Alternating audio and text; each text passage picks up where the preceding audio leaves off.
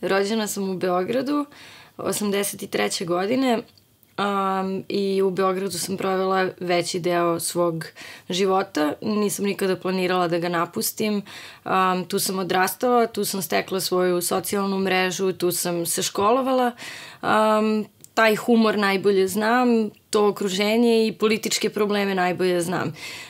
Za sebe sam uvek mislila da ću možda otići negde u inostranstvo privremeno, godinu, dve, radi škole ili izboljšanja svoje karijere, ali nekako sam svoju budućnost uvek videla u Beogradu, dok se u jednom danu sve nije promenilo. Rođena sam u Zrenjaninu, ako hoćeš od mog rođenja.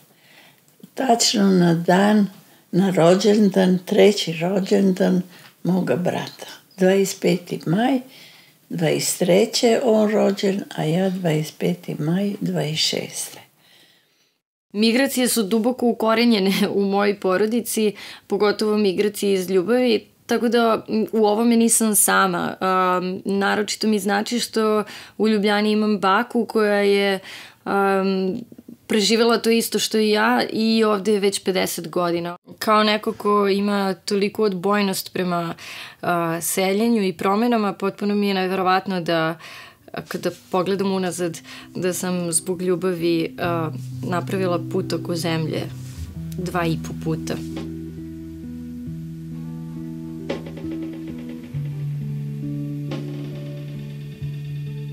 Tada je već Zrenjanin bio oslobođen. Mama, kad je došla, mama je bila velika aktivistka u ženskom tom pokretu i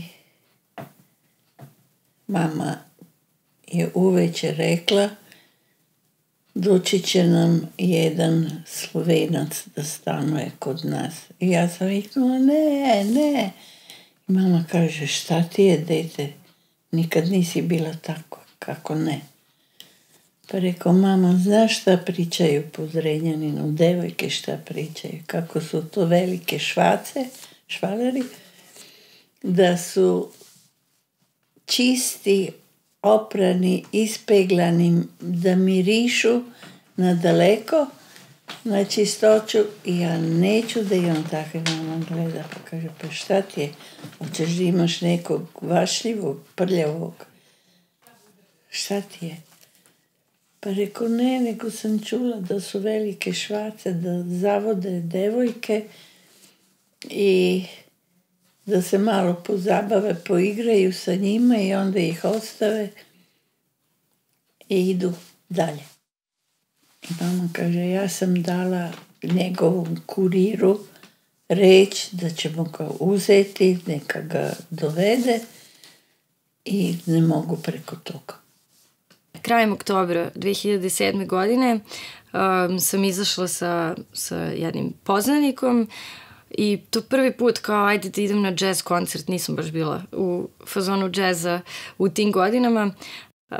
Ispred Bitev teatra stajala je grupa nekih ljudi koje sam poznavala sa fakulteta i kao da li da im se javim ili ne. Oni su nekako uvek tako alter, ja nisam u tom fazonu kao okej, dobro, ajde. Onda su me oni primetili i kao Ivana i prišli i bili su tu još sa nekim strancima, a jedan od njih se predstavio i rekao je Borat, ne znam, ja nisam baš nešto slušala i bila sam u fazonu kao, aha, pa dobro, Borat u tom periodu je bio onaj film o Boratu iz Kazahstana i bilo sam fazonu, ok, ko zna odakle je i nije ni bitno zato što koncert je pomeren, tako da kao idemo negde drugde. Mama kaže, ja i tata idemo na večeru, a ti ćeš ostati i čekati da dođe ovaj oficir, jer smo rekli da ćemo ga uzeti. I mama i tata su se vukli i otišli i ja sam ostala i čekala, čitala sam nešto i čujem korake i pogledam prema vratima i pojavi se jedan. Nisam mogla da ustanem od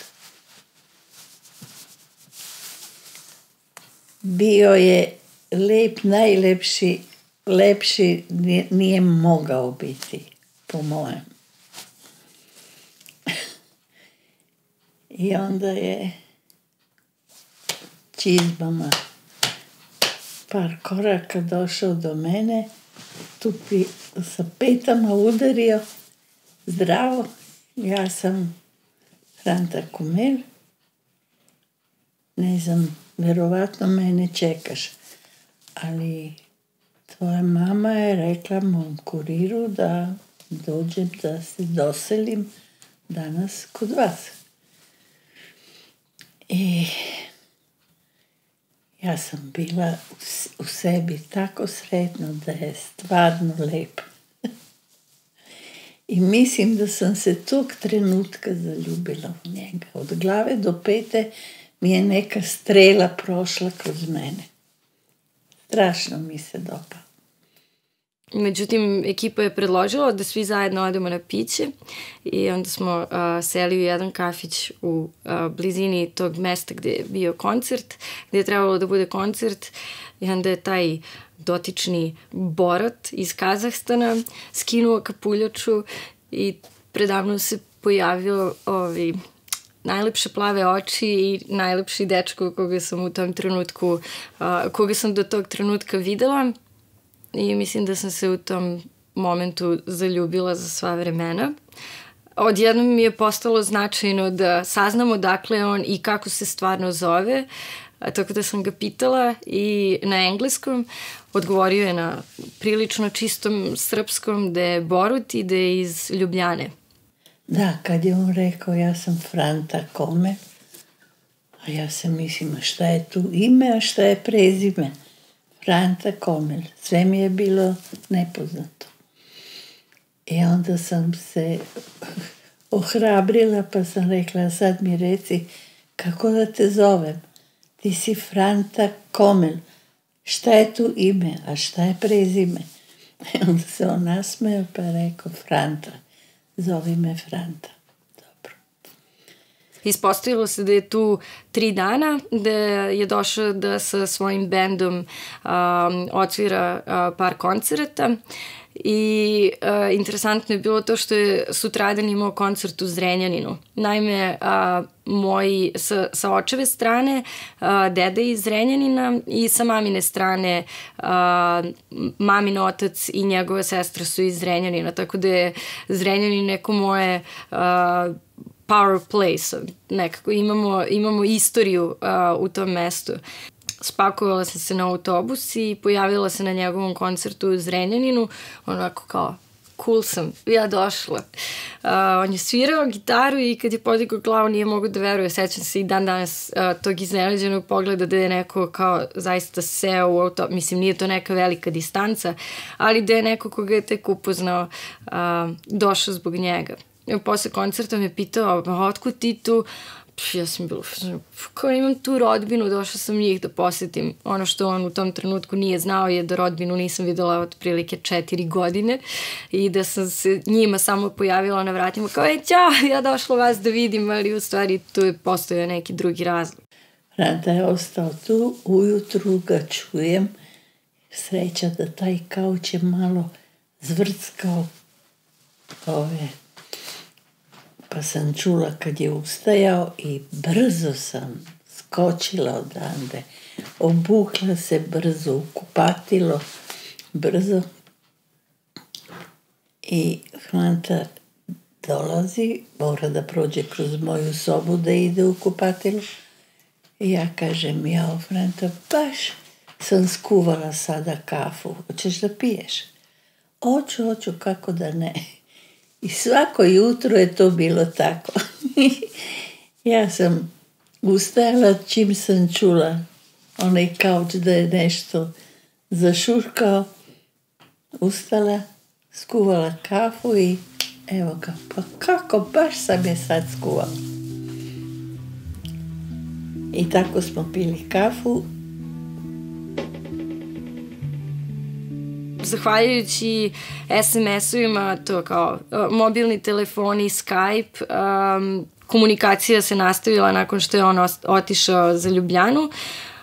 na taj način da ja nisam prosto mogla da verujem da kao ti Slovenci o kojima su ljudi pričali da su tako zatvoreni i hladni, taj flert i to udvaranje je bilo lepše nego što sam ikada doživjela sa nekim muškarcima u Srbiji. Tako da sam ja ubrzo shvatila da je meni mozak potpuno negde drugde i da želim da ga ponovo vidim. Posle 2 nedelje smo se dogovorili da se susretnemo u Ljubljani i onda se taj susret nastavljao 7 godina. I ja sam maturirala, položila maturu i trebala sam da idem na studije u Zagreb. I Franta kaže, ne, baš fino, idi u Zagreb. A ja se mislim, pa on mene voli. Tera me da idemo i želi da idemo u Zagreb, šta to znači? Da se manje viđamo, da se uopšte ne viđamo. I onda sam onako hladno rekla, dobro, ići ću u Zagreb. I idem ja na fakultet prepodne, na predavanja, silazim, ti ne znaš, nisi bila u Zagrebu, ko si bila? Ona je ovako na brdu, pa ideš tu dole. I ja idem i jedan puta vidim jedan auto koji ide tamo. Skreće ovako maltene na mene. Šta je to? Ko je to? I Franta izlazi iz auta i jao kako sam bila sretna. Niko sretniji od mene.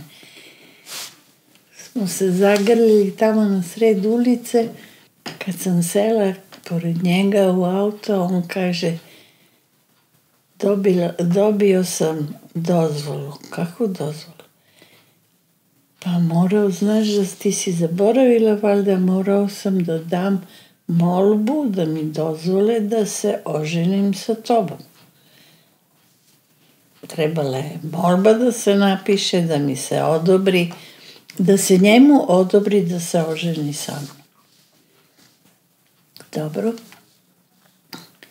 I kad si napisao da hoćeš da se ženiš, pa kaže tako kako smo jednom razgovarali, ti si htjela da tvoj rođendan. Rekao da. Pa kaže, dobio sam na vreme, tako da možemo na tvoj rođendan.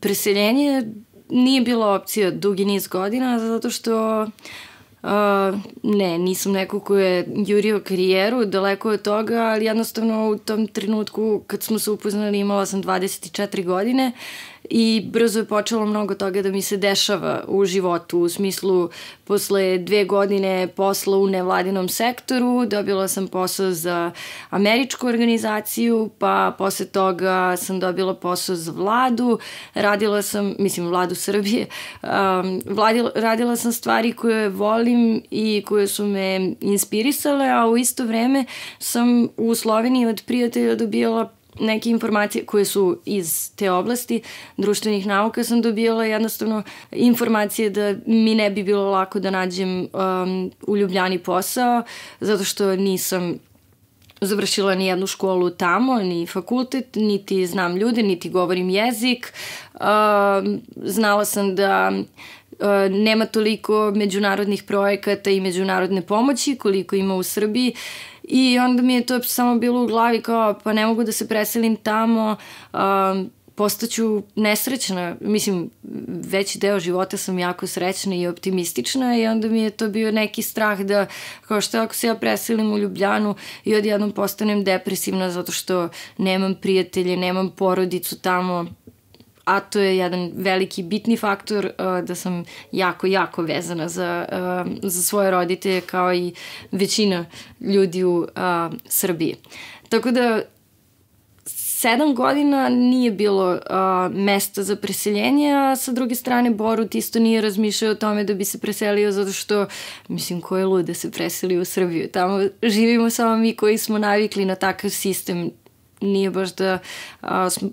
baš da je sistem takav da bi drugima bilo lako da se naviknu. Međutim, došlo je do toga da su postojali drugi problemi koji su više vezani za sociopolitičke okvire ne EU zemalja, u smislu da jednostavno nisam imala dokumenta koja bi mi omogućila da živim u Sloveniji. U stvari, kad smo otišli u policiju, u taj ured za tujice, prvo pitanje nam je bilo zašto se ne venčate? Mislim, realno, jel biste se vi venčali sa nekim sa kime ste se zabavljali, ali u stvari u životu niste proveli duže od 2 nedelje zajedno i te 2 nedelje su bile na nekoj lepoj destinaciji tokom godišnjeg odmora. Naravno da ne. I to smo probali da objasnimo u policiji, da želimo prvo da vidimo da li mi u stvari i možemo da živimo zajedno. Slovenci su ga zvali da dođe u Sloveniju i on je onda se potrudio da je uradio toliko da su ga Slovenci primili ovde, a Srbi otpustili iz vojska. On je tražio da Srbi su hteli za generala da ga postave. On je rekao, baš mi ne treba to, šta ćemo, jer onda bi bio vojnik do kraja, to mi ne treba, a voleo bi da idem u Sloveniju, ako si ti za to, ja ako sam za to. Sam rekla, Franta, gde će tebi biti dobro, tamo će biti i meni. I meni i deci, gde njemu bude dobro, bit će i meni i deci. Pa kaže, ja bi išao u Sloveniju. Dobro, onda hajdemo u Sloveniju. Ti strahovi koji sam imala da ću možda biti nesrećna u Sloveniji nisu bili daleko od onoga što se desilo nakon mog preseljenja. Prvih godinu dana mi je stvarno teško palo i stvarno sam postala druga osoba od one koju je Borut poznavao. Bila sam prilično u depresiji i sve mi je bilo teško i razvijao se jak otpor u meni prema adaptaciji i prema jeziku i prema kulturi i prema navikama, prema našoj vezi, sve mi je onako smetalo. Pa meni je prvo dobro, preselili smo se, ali sam napravila jednu žurku jer smo imali puno prijatelja Slovenaca koji su živjeli u Beogradu i radili tamo i onda u neko doba su oni došli u Sloveniju jer ih je Slovenija zvala. I oni su rado došli i onda sam ja rekla, Franti, ja ću da napravim jednu žurku za žene, da te s kojima smo se mi družili u Beogradu, da ovde održim tu vezu. I Franta je rekao, dobro, probaj. Rekao, zvaću ih da će doći ovde, a onda će oni verovatno zvati da vrate to. Međutim, nisu. Znaš? I sedeli su tu jedno 4 sata i onda su ustale, sada mi, Brano, idemo. Samo nemoj misliti da ćemo sada mi, svaka od nas, se potruditi da napravimo ovo isto za ovu istu. Toga nema. I nije bilo. Prijatelje možeš dobiti, samo nije navika da se družiš ovako kao što je u Beogradu. Da si maltene sa najboljom drugaricom svaki dan zajedno ili...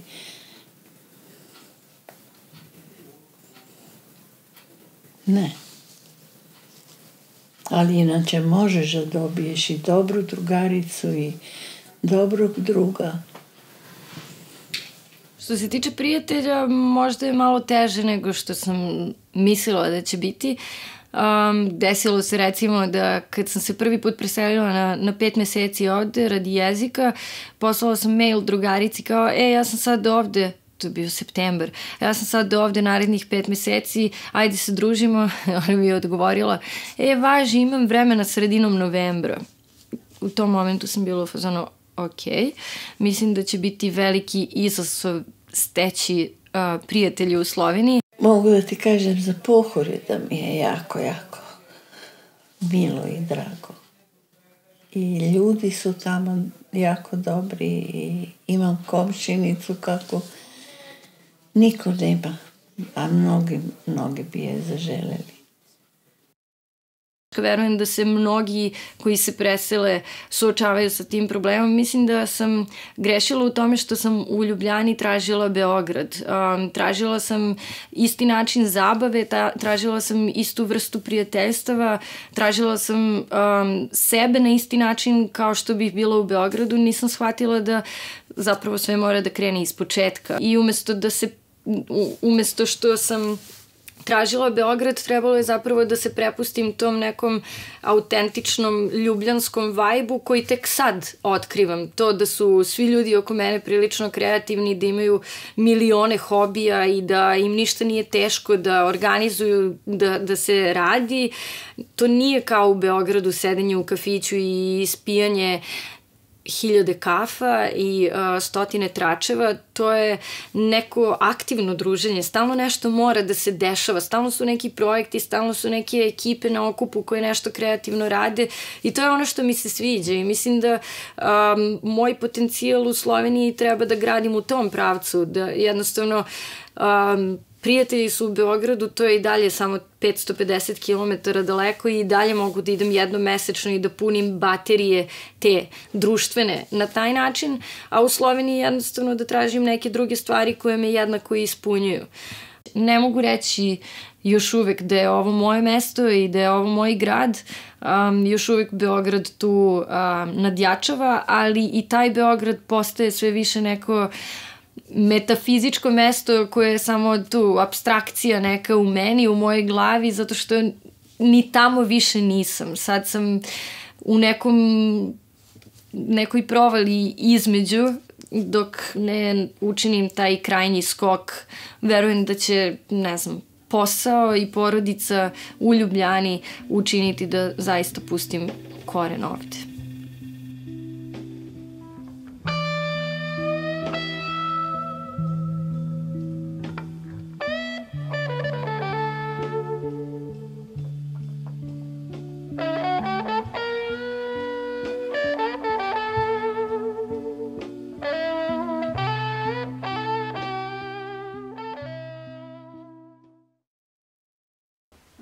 Koja je tvoja životna priča pre Frante?